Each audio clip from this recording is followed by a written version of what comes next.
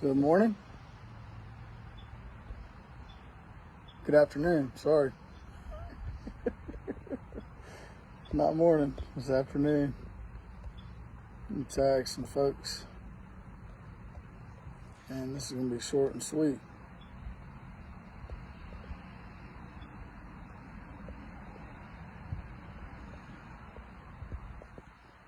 Yeah. That'll make you grateful right there. I got a bunch of friends all over the place. A bunch of family, I should say. And if you can't make it, I tagged you. Or if I tagged you and you didn't want to be tagged, you can message me and let me know. I'm okay with it.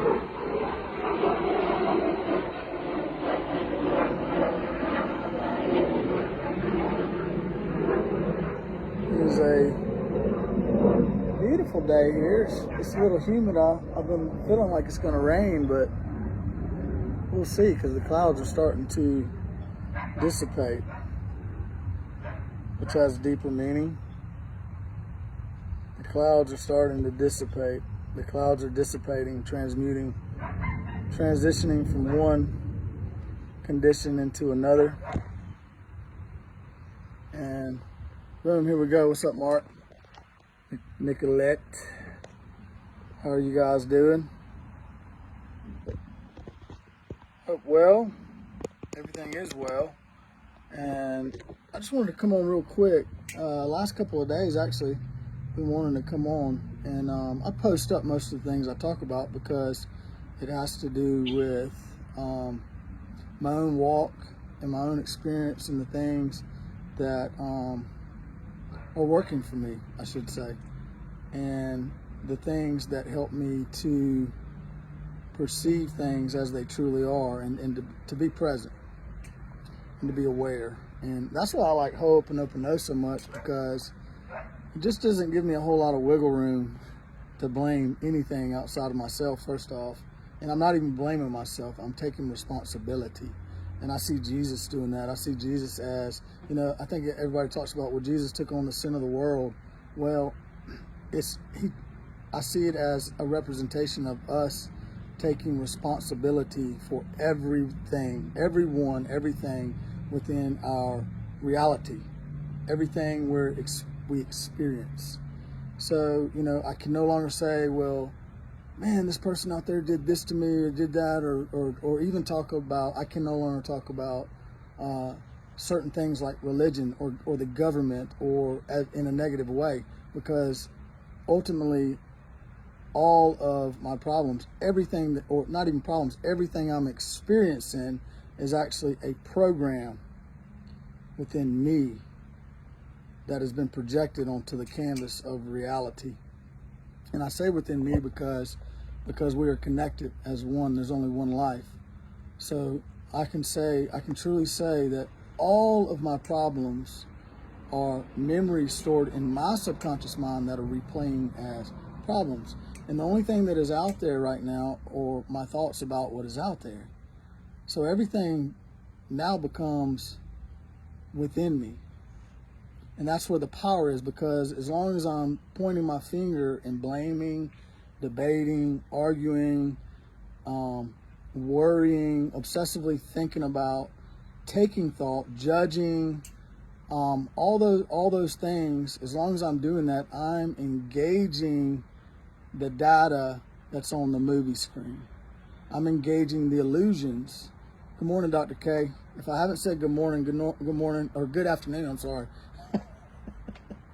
That's the second time I did that.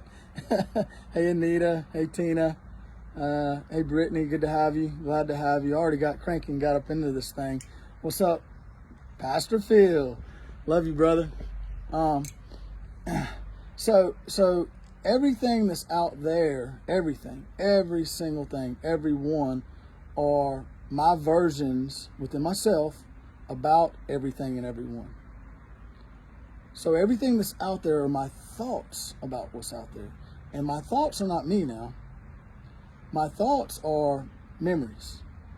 So everything I'm seeing and experiencing are being perceived. They're being filtered through this lens. And it's the glass that's dim. It's the darkened glass. It's the glass that's dim. It's misrepresenting reality. So what I'm experiencing and seeing, which is only a very small fragment, a very small piece of everything that's going on around me all the time. So I'm only seeing in part, and the part that I'm seeing, I'm perceiving through this lens, this filter, which is an accumulation of every past occurrence that I've experienced, good, bad, and in between, in my life. And here's where I go a little further, and maybe you can grab hold of this, but it's one life. So this is since creation. So we show up, and we show up with a memory bank that is already full of sleeping memories. That from our ancestors, our relatives, our families, our one life since creation, all the way back, whenever that was, right? And the reason that they're stored in my subconscious mind is because what we have been doing is experiences that that bother us, disturb us, experiences that we have deemed as not feeling good or evil, in error, imperfect. We have been stuffing those experiences, resisting them. And when we resist them, we stuff them. And when we stuff them, they become stored. It's energy. And this energy becomes stored subconsciously.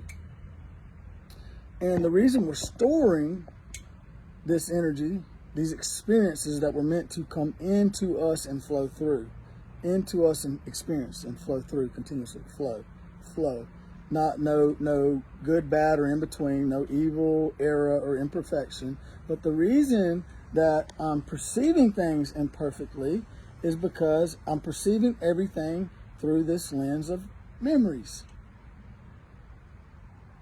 And what I'm perceiving is only a small part of the information that's actually being processed in each and every moment. And most of the information that is being processed in each and every moment is being processed subconsciously, so we're not aware of it.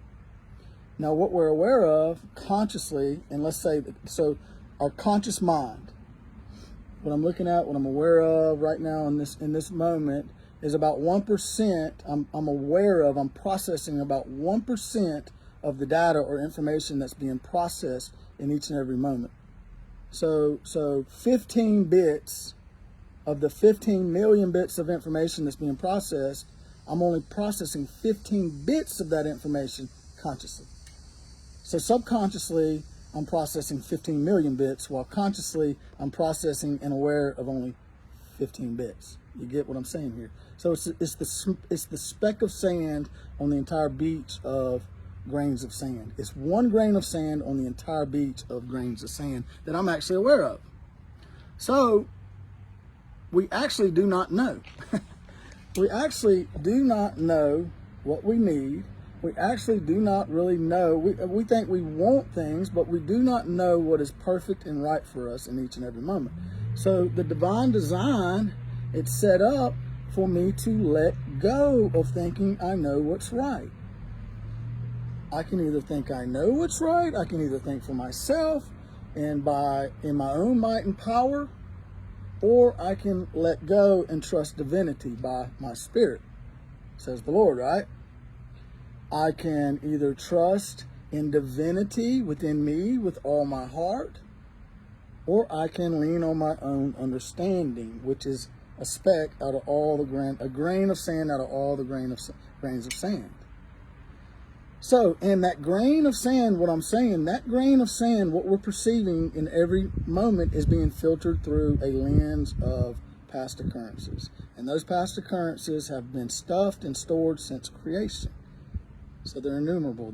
It's mountainous. It's the mountain. See what I'm saying? So, I was having this discussion with, so the only thing left to do is let go. But we have been scared of letting go because we call it things like the unknown. It's uncomfortable. I'm comfortable with what I know right now. But let me tell you that there is no unknown. So let go of that terminology right there. There is nothing that's unknown. Everything has already been provided. And the reason I can say that, and this is going to lift a whole lot off of people, because in each and every moment is perfect right now. There's Ella May.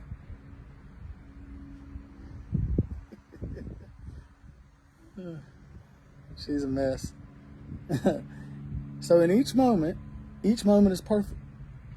No matter what I'm perceiving around me, no matter what I'm experiencing right now, each moment, so you can say each second is perfect. But each moment now is perfect. Because now is the present moment. And in the present moment is my presence. My presence. And in my presence is fullness of joy and pleasures forevermore. Right? At my right hand, in my presence. So the present is perfect. And each moment, what is perfect for me is being provided for me. And let me maybe put this into some context here, or let me just help you grasp this a little bit if you're not able to grasp it. I was talking to a buddy of mine the other day, and I said, man, I'll just say his name, he doesn't care, Jason. Think about this. So our intellect, our conscious mind. So when we say I did this and I did that, or I thought of this, or I wrote this, or I sung this, or I drove over here and I worked this job, and I said Ellie Mae could come on out, and I was talking to her, and I was talking to him, and I preached this message, or I did this, What we're talking about right there, shut the door, baby. Is Mama there? Okay. What we're talking about right there is our conscious mind, our intellect, our conscious mind, which is a part of the whole. It's a part that's meant to work together with the whole. So let's just say we've got our conscious mind, we've got the subconscious mind. That's one whole being.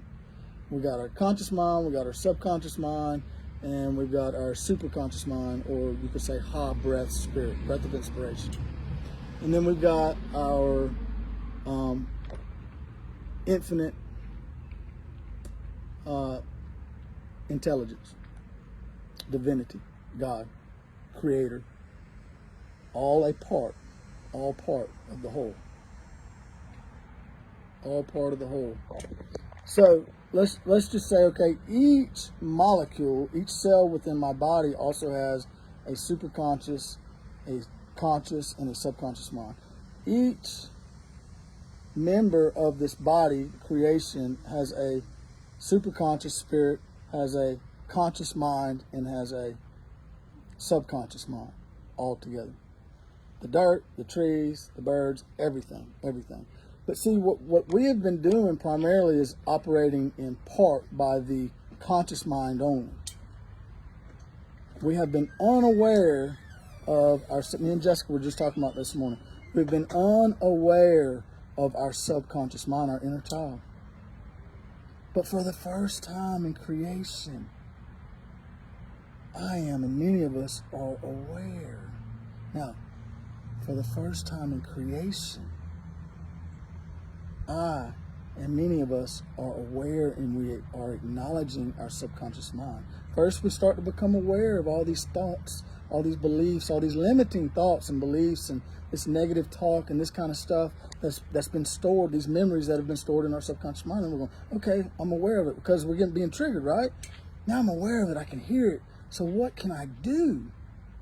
I asked that for years, and I didn't really get a good answer that I was satisfied with. Nothing was simple.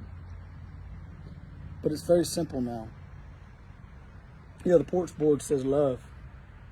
Jessica got that. She's done a good job out here.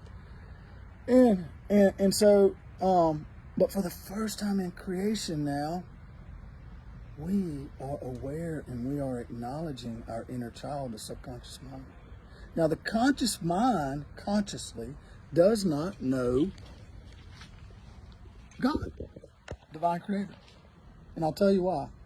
Because our infinite being, our divine creator, our one and only absolute eternal infinite being, infinite intelligence, that part is incomprehensible. So as soon as we start going, let's say it's a whiteboard, it's clear, it's the clear, perfect, pure canvas, and it's clear. So as soon as I start doing things like saying, okay, God, G-O-D, trying to define what's incomprehensible, because my conscious mind wants to comprehend, right? But it cannot comprehend what's incomprehensible. How can you comprehend infinite, eternal? We cannot. As soon as we start trying to define and describe and all that, what we've done is we've just placed something in the way of what's clear, pure, and perfect. We've muddied up the waters, right? Therefore, we can only experience and we can only trust in that which is incomprehensible. We cannot comprehend. That's why I can say I believe we as human beings may be the only part of this creation, this body, that has the ability to choose. Choose whom you shall serve. But you cannot serve two masters. So the two masters, I can choose to engage the data and go around the same old mountain, engage the memories that are replaying as problems. I can choose to engage the programs, or I can choose to trust in divinity with all my heart. I can choose acknowledge or experience divinity as I walk, and divinity will direct my path. I can choose to trust that which is incomprehensible, or I can choose to try to comprehend everything and think for myself. Think I know what's right. I know the right truck. I know the right house. And that's the phase now. That's okay now.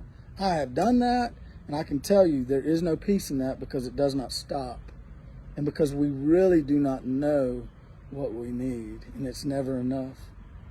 So true contentment, it's what Paul said. I am content in all things, right? I'm content if I'm poor. I'm content if I'm rich. I'm content if I'm hungry. I'm content if I'm full. I'm content if whatever. Because true contentment is letting go of any of that. And accepting, knowing that every perfect thing is being provided for me in each and every perfect moment, because there is only the present moment, and it's perfect. So I asked my buddy Jason. I said, Jason, you, this intellect, who you've thought yourself to be, who you've been taught, yourself to be, this intellect that thought it knew right, thought it was God by itself, this conscious mind that wants to comprehend everything. Do you want to provide for yourself and for your family? Do you want to provide what's perfect for yourself and for your family? Yeah, man. I do. I said, I do too, man. I naturally want to provide. I naturally want to provide food, clothing, shelter.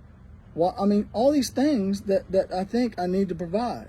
I naturally want to provide. And I said, okay, now that we know we're only seeing in part, and we're only processing a very small bit of what's being processed subconsciously every moment. And in that very small bit that we're processing, it's being filtered through this lens that's dim, that's this lens of past occurrences, and therefore misrepresenting what's truly going on, reality. So it's processing illusions. So even in that part of us, even though we're just seeing in part, even that part of us wants to and will, if it has the capabilities, provide what it thinks is perfect in each and every moment. He said, yeah, man, yeah, I definitely, yeah. And I said, okay, if that's the case with our intellect, how much more is the universe, how much more can we trust and know that the universe, that God, that that perfection, that purity, that void, that emptiness, that nothingness that is also everything, that part of us, the divine creator part of us, our infinite being, how much more is this being providing what is perfect for us in each and every perfect moment? If I myself want to provide what is perfect all the time for me, my family, for everyone actually, for humanity, how much more can I know and trust that this infinite part of us, that is us, is actually, has already, and is actually providing, and has already provided all perfect things for us in each and every moment. So now the unknown becomes known. There is no unknown, because what I know is each and every moment is perfect, no matter how I'm perceiving it or how I'm experiencing it, and that in each and every perfect moment, what's perfect is being provided and has been provided for me. So I can let go of not knowing the unknown. I can let go of this fear of, like, I've heard a lot about, I've said it myself, man, there's this fear of stepping into what I don't know. But I just proved to you that we can know. We can let go. This is how we can let go. We can let go of control. We can let go and be okay in each and every moment, because we know that each moment is perfect.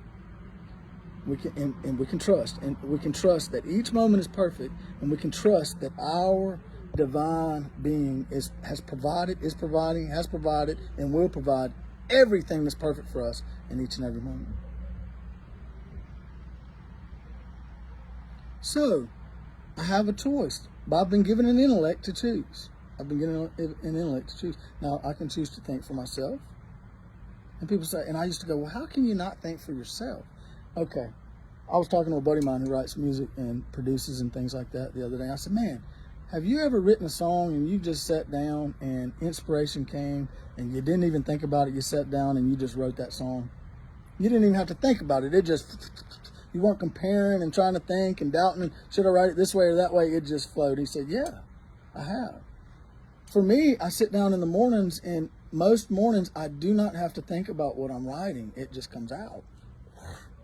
It just comes out. I'm not comparing. To take thought requires comparison. And the only thing we have to compare to are memories. And when we take thought, it ties us to the past, therefore not allowing us to experience the present. And who we are is present, the presence.